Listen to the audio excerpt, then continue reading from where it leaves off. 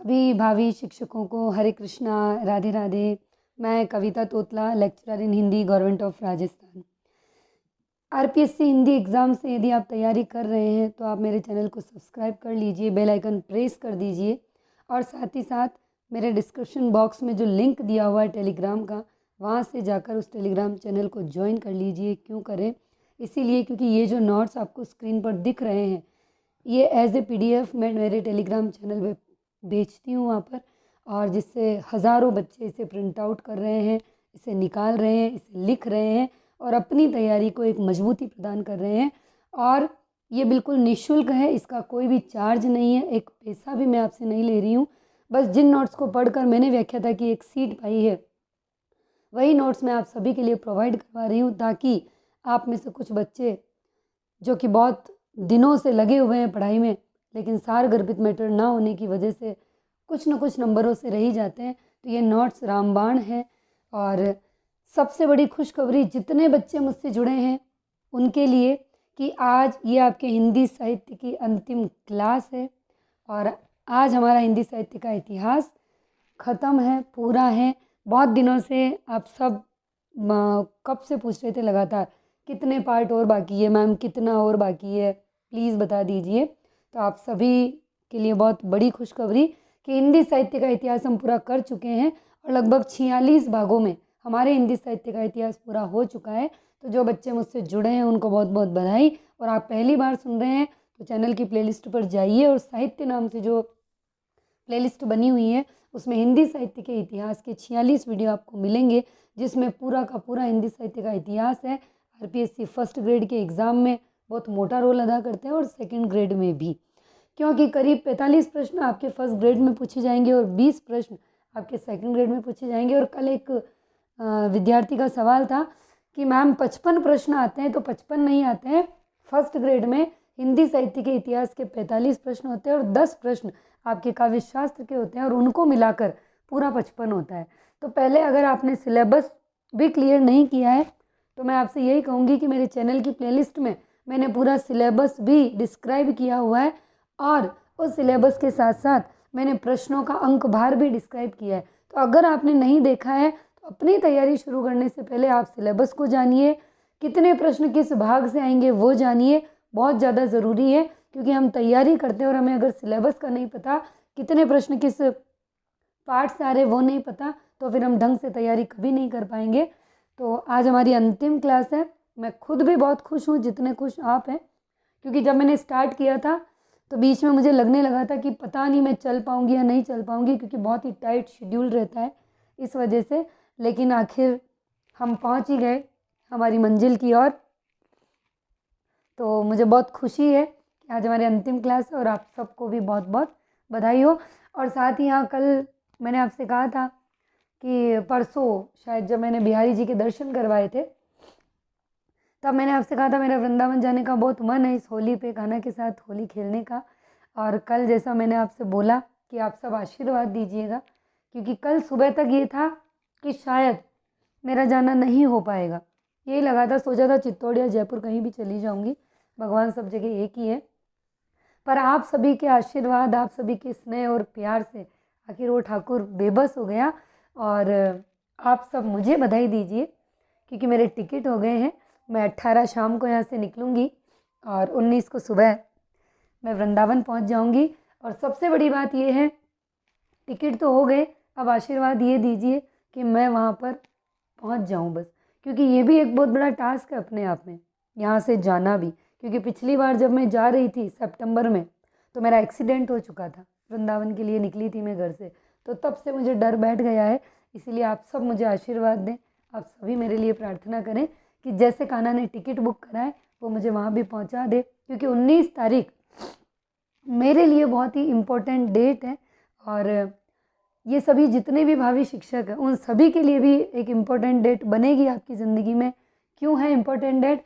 क्योंकि 19 मार्च 2021 मेरी joining date थी गवर्नमेंट ऑफ राजस्थान के अंडर में। मैंने व्याख्याता की एक सीट लेके और मैं स्कूल में उस दिन ही मैंने अपना पहला साइन उस रजिस्टर में किया था। तो पहले साइन की अनुभूति क्या होती है वो तो जिस दिन आप बनेंगे और जाएंगे तभी आपको पता चलेगा। तो पिछले साल तो मैंने वहाँ साइन किया और इस साल मैं चाहती हूँ कि मैं वहाँ जाऊँ, जिसने मुझे पोस्ट दी है, जिसने मुझे ये ताकत दी है कि मैं यहाँ तक पहुँच पाई, तो मैं उसका धन्यवाद करने के लिए वहाँ जाना चाहती हूँ। तो आप सभी आशीर्वाद दें कि टिकट तो करा दिया बट वहाँ पहुँचा भी दे। अब आज की लास्ट क्लास हम शुरू करते हैं और हमारी लास्ट क्लास में केवल हमारा टॉपिक रह गया है पत्र पत्रिकाएं। ठीक है, जितनी भी पत्र पत्रिकाएं बस वही पढ़नी है, बाकी सब कुछ कंप्लीट है हमारा। ठीक है ना। और हाँ, यूजीसी नेट के पेपर नहीं छोड़ने हैं। बहुत सारे बच्चों का सवाल है, विद्यार्थियों का, कि मैम रचनाएं तो आपने लिखवा दी पर सन नहीं, अब क्या करें, और सन याद भी नहीं होते, और जो क्रम से जमाने वाली आती है उनका क्या करें। तो देखिए, मैं हर बार एक ही बात कहती हूँ, बार बार बातें मैं बदलती भी नहीं और गलत राह में आपको नहीं ले जाऊंगी, इतना तो मुझसे जुड़े बच्चों को विश्वास हो ही गया होगा। आप सिर्फ पेपर करते रहिए और जो रचनाएं रजिस्टर में लिखी उन्हें याद करते रहिए। ठीक है, 2 प्रश्न मिलेंगे आपको इनसे रिलेटेड, है ना। आप बस लगातार पढ़ते रहिए। और ईयर भी अगर आप डिस्क्रिप्शन वाली बुक लाए हैं यूजीसी नेट की, जिसमें एक आंसर होता है, बाकी 3 का भी पीछे डिस्क्रिप्शन में दिया हुआ होता है, तो आपको वहाँ पर उनके ईयर भी मिल जाएंगे, उनके सन भी मिल जाएंगे, तो आप उनको वहाँ से कर सकते हैं। ठीक है ना। अब आगे देखो, उद्दंत मार्तंड बहुत ही फेमस है। ये एक साप्ताहिक पत्रिका थी, 1826 में प्रकाशित हुई। कहाँ से? कलकत्ता से। और किसने किया? जुगल किशोर शुक्ल ने। याद रखना, पीछे शुक्ल लिखा है। एक जुगल किशोर चतुर्वेदी भी आते हैं, इसीलिए पूरा नाम पता होना बहुत ज़रूरी है हमें।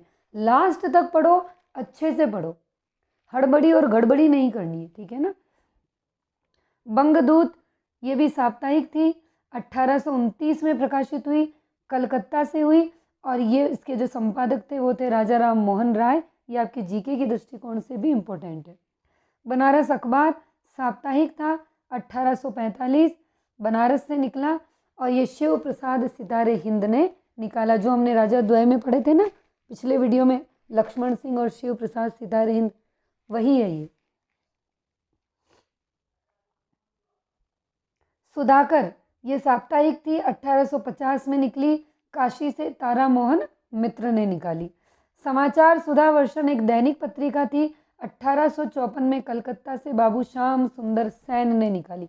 देखो, ये सैन लिखा है, बाबू श्याम सुंदर दास हमारे अलग है वो, इसीलिए पूरा पढ़ना है, ध्यान से पढ़ना है। ठीक है ना। ज्ञान प्रदायिनी पत्रिका मासिक थी, 1866 में लाहौर से नवीन चंद्र राय ने निकाली। कवि वचन सुधा एक मासिक पत्रिका थी, 1868 में काशी से भारतेंदु जी ने निकाली। हरीशचंद्र मैगजीन एक मासिक पत्रिका थी, 1873 में बनारस से भारतेंदु जी ने निकाली। हरीशचंद्र चंद्रिका एक मासिक पत्रिका है, 1874 में बनारस से भारतेंदु जी ने निकाली।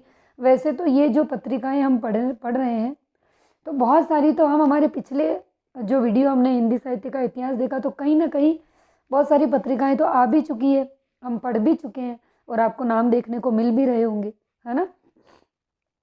बाला बोधिनी मासिक थी, 1874 में बनारस से भारतेंदु जी ने निकाली थी। भारत बंधु एक साप्ताहिक पत्रिका है, 1874 में अलीगढ़ से बाबू तोताराम के द्वारा प्रकाशित की गई। सदादर्श मासिक पत्रिका है, 1874 में दिल्ली से लाला श्रीनिवास दास के द्वारा ये इसका प्रकाशन किया गया, संपादक थे ये। हिंदी प्रदीप एक मासिक पत्रिका थी जो 1877 में इलाहाबाद से निकली और इसके संपादक थे बालकृष्ण भट्ट। सार सुधा निधि एक साप्ताहिक पत्रिका, 1879 में कलकत्ता से निकली और इसके संपादक है सदानंद मिश्र। सज्जन कीर्ति सुधाकर, ये एक पत्रिका है मासिक, 1879 में उदयपुर से प्रकाशित हुई और संपादक थे पंडित बंशीधर। आनंद कादम्बिनी एक मासिक पत्रिका है, 1881 में मिर्जापुर से निकली, बद्री नारायण चौधरी प्रेमगन इसके संपादक रहे। भारतेंदु मासिक पत्रिका है, 1883 में वृंदावन से निकली। वाह वाह, क्या बात है, वृंदावन राधाचरण गोस्वामी ने निकाली। नाम लेते ही ना एक तरंग सी आ जाती है वृंदावन। ब्राह्मण मासिक पत्रिका है, 1883 में कानपुर से निकली प्रताप नारायण मिश्र इसके संपादक। पीयूष प्रवाह मासिक है, 1884 में काशी से अंबिका दत्त व्यास संपादक रहे। नागरी नीरज साप्ताहिक है, 1893 में मिर्जापुर से प्रेमघन इसके संपादक। वेंकटेश्वर समाचार साप्ताहिक 1895 में मुंबई और मेहता लज्जाराम शर्मा।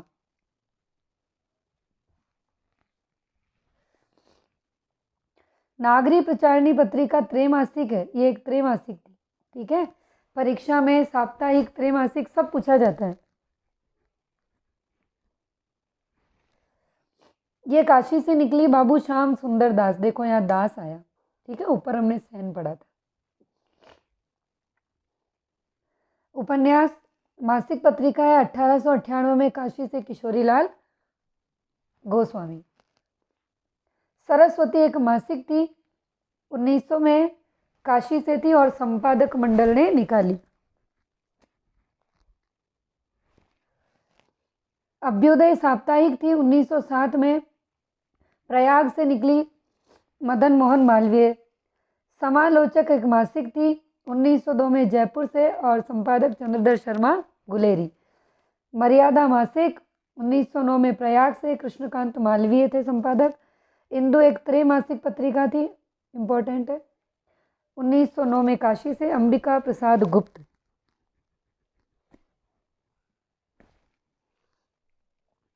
प्रताप एक साप्ताहिक थी, 1913 में कानपुर से गणेश शंकर विद्यार्थी, इम्पोर्टेंट, आपके जीके के दृष्टिकोण से भी बहुत इम्पोर्टेंट है।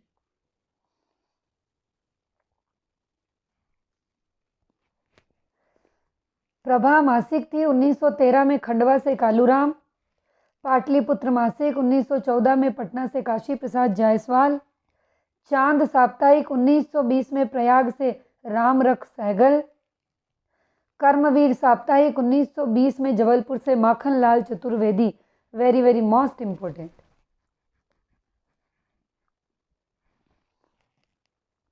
समन्वय मासिक 1922 में कलकत्ता से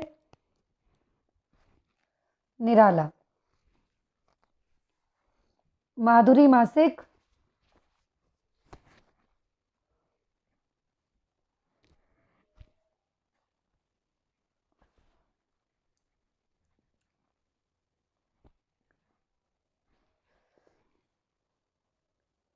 माधुरी मासिक 1922 लखनऊ प्रेमचंद। मतवाला साप्ताहिक 1923 कलकत्ता निराला। विशाल भारत मासिक 1928 कलकत्ता से निकली बनारसी दास चतुर्वेदी। सुधा पत्रिका मासिक थी, 1929 से लखनऊ से निकली दुलारे लाल भार्गव। हंस एक मासिक पत्रिका 1930 से बनारस से निकाली गई प्रेमचंद। जागरण एक साप्ताहिक थी, 1932 में बनारस से। देखो एक बात और बता दूं, रचनाओं का सन तो पूछते ही हैं परीक्षा में, ठीक है, और क्रम से भी पूछते हैं वो, लेकिन ध्यान रखिएगा कि कभी कभी इन पत्रिकाओं का सन भी क्रम से पूछ लिया जाता है, जिसमें प्रेमचंद की जो है ना उनका ज़रूर पूछा जाता है, तो आप हमेशा याद रखिएगा, ठीक है।